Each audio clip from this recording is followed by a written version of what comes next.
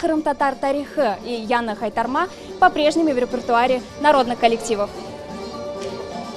Именно эти два танца артисты продемонстрировали жюри и гостям конкурса на международном фестивале в Сочи.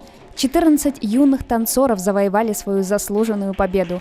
12-летняя Зарина Сетякубова занимается танцами уже 6-й год.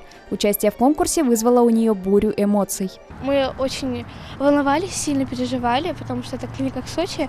И мне казалось, что мы заняли 2-е место, но руководители говорили, что вы реально хорошо танцевали, что вы выполнили все, что мы тогда говорили вам на занятиях. Взрослые волновались не меньше юных артистов. Заслуженная победа детей – большая радость и гордость для родителей. Эльзара Сетякубова рассказывает, в таланте своей дочери не сомневалась ни на минуту. Ребенок мой действительно счастлив, что попал в этот ансамбль. Я очень счастлива. Мы стали развиваться, расти. Мы получаем первые места. И это очень радует, это впечатляет, это хорошие результаты.